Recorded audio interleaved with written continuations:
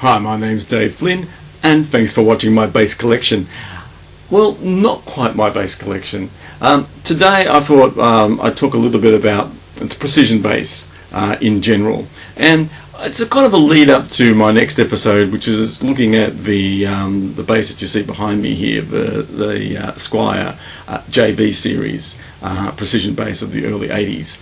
And before I sort of talk about Squire and go into all of that, I thought it was worth having a little bit of discussion about the precision bass itself, and it will give you a bit of a flavour of kind of where everything sort of led up to before Squire came along. So I think it was worth doing that, but rather than kind of trying to add it into another episode and making it an extended thing and the whole thing, I thought we'll make it as a kind of a separate aside, just about the precision bass. It'll give you a bit of more of a history of it, and hopefully it'll be of some use to you. But feel free to go across and have a look at my my episode, just looking at this bass as well. Now, there's a lot of information already around about the precision bass because it's 60 plus years now since it was invented, and that's a significant thing in itself.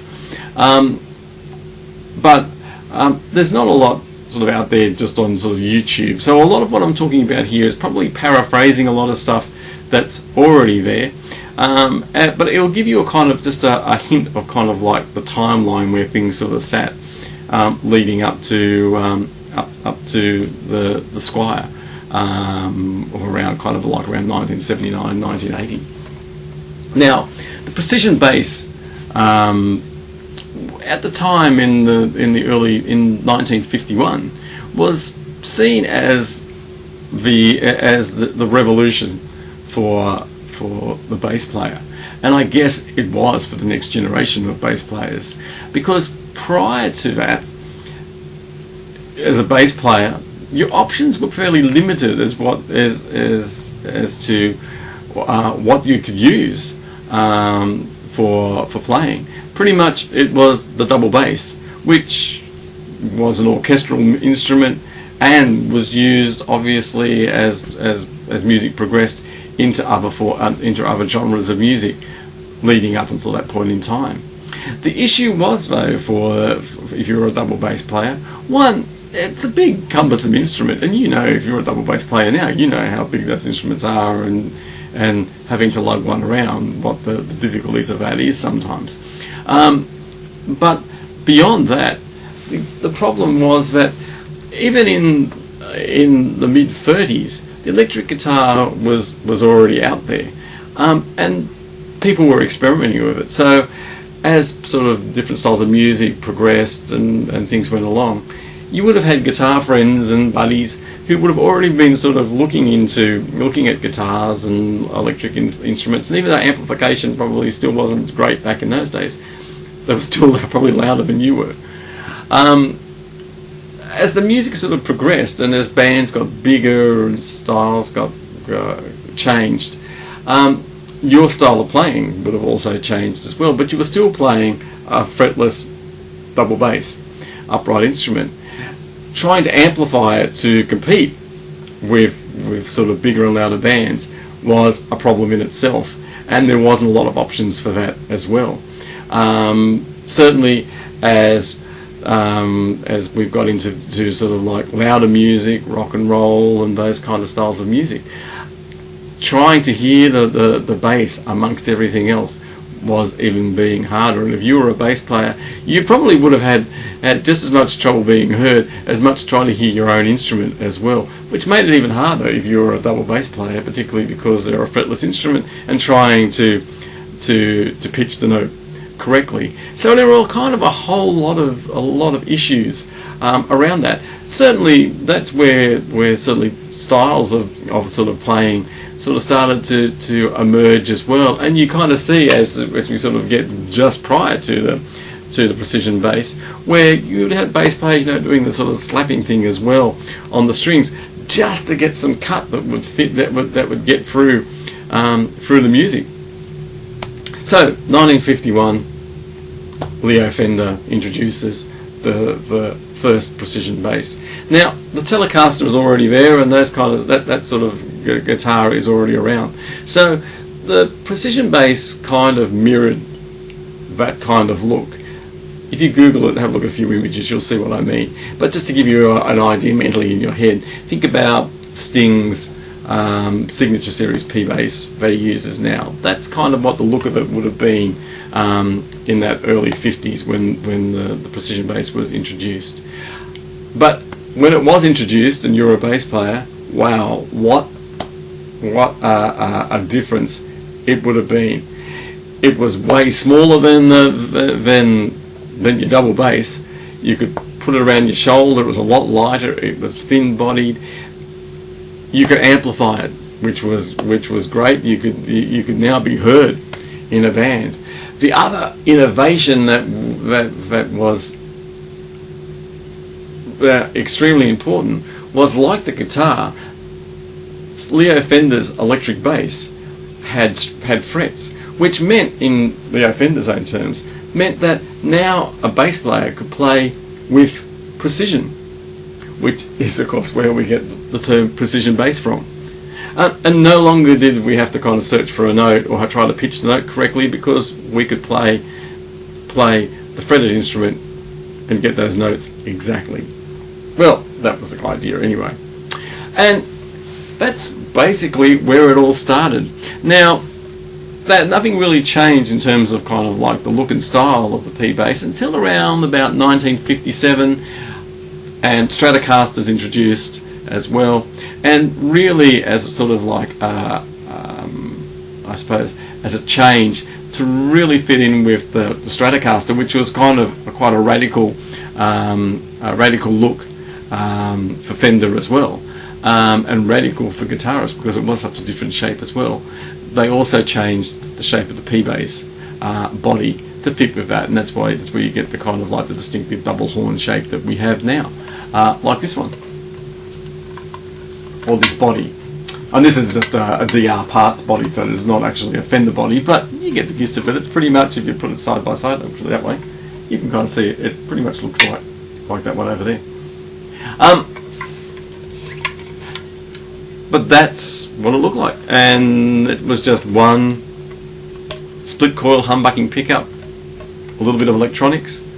That was the instrument, and that instrument hasn't changed in 60 years.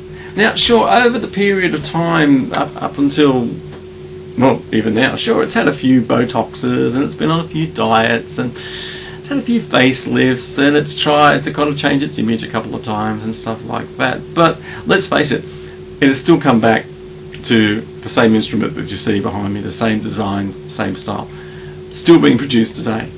And that's kind of amazing, and there's probably not that many instruments, but inventions that you can think of where that has not, where there's been no innovative changes to it in all of that time. Yeah, probably a handful of things. Be interesting if you can think of some other things that would be there. Drop me a line below. Be interesting to know. But I don't think there's that many. There's really not that many that you can kind of like sit there and say hasn't had any innovative changes in all of that time. Go into any music shop now. Have a look at body designs and shapes of instruments. You'll see it all comes back to this one instrument. And we still talk about instruments other than the Fender in P-bass terminology. Pickups are called, these split coil humbucking pickups are called P-bass pickups, or called, sorry, P pickups. That's what we call them. The jazz one is the same as well, J pickups. We always talk about J configurations, P configurations. It's always talked about in those kinds of terms. And really, that's kind of why it is such an important aspect, and is really the father of anything else electric bass wise that came after it. Now, the thing to think about, and you can Google this as well, it wasn't the first electric bass. A lot of people think that Leo Fender invented the very first, and certainly he produced or invented the first mass-produced electric bass.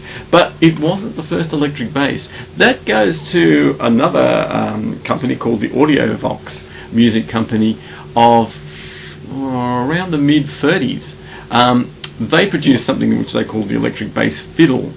Now you can Google it. You can kind of see old catalogues, and you can kind of see it there. And there are people that still actually have them. It's